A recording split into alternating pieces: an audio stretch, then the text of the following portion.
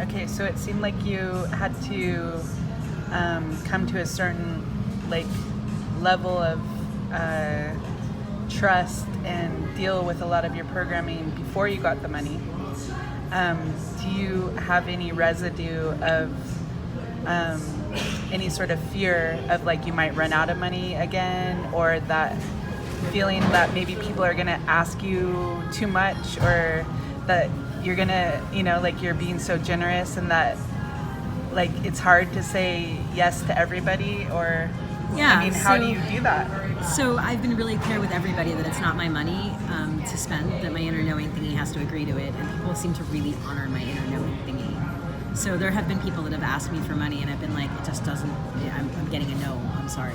I wish you ease, if you need gas money to get to the thing, let me know. Like Yeah. But I've had to say no, and I've had to say no to many people. Yeah. And it's a good practice, learning to say no. This is all about like me learning boundaries and me learning how to interface with the world on a fairly small level. I think I got the amount of money that I got because I could write a check to buy a car. Like that's how much money I got. It was enough to buy like a decent car. Yeah. I can wrap my brain around that kind of money.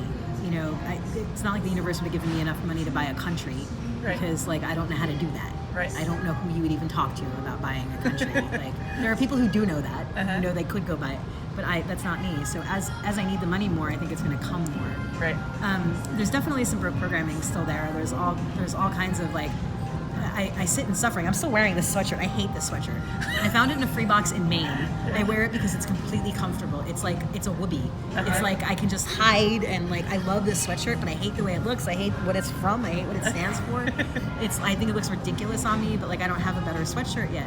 This is not a problem that money can solve, because I don't want to spend, the money it's not supposed to go to another sweatshirt in this paradigm. It's supposed to go to nice clothes for me, but nothing else is the night, so it's, so I struggle with it, and it's like I walk around knowing that like I go into a clothing store, it's like I could buy anything I wanted in the clothing store.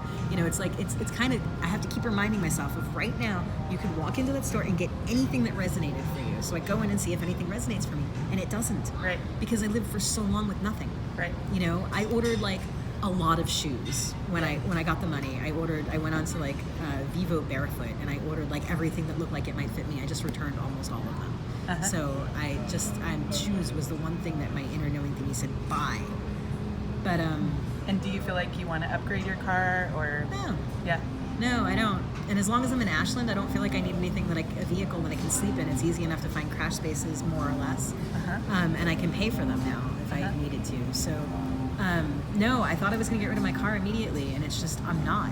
Yeah. And it's actually in somebody else's name. I'd given it away because he was insuring it for me. And I think I might I hate my car, but I love my car, Actually, the only thing I hate about my car is my driver's seat's just terribly uncomfortable. And apparently money should solve that, but I don't know how to. I would like a better driver's seat. You think money solves these problems, but it's not. You have to figure out what you want. Right. And then when you figure out what you want, the money does actually come if it's something you actually need. Right. That's how I've been living for years now. So it's just, it's a trip looking at it from like all the different sides, and people differently treat me differently. But interestingly though, in the very beginning where I still was looking out through my old eyes, people were still giving me the discounts they always gave me, and I'm like, you don't need to do that. Or people still wanted to pay for me, and I'm like, I can actually pay for my own meal. In fact, I can pay for yours if you want. Would you like me to buy your coffee? I can do that. And they're like, wow, that's an interesting experience. One of my friends that could always buy his own coffee. But I'm not worried about running out of money either, because it's not my money. Yeah. And it wasn't that hard living without it. I was in service, and now I get to be in service in different ways. So I'm just still in service. It's like, yeah, it's not about me.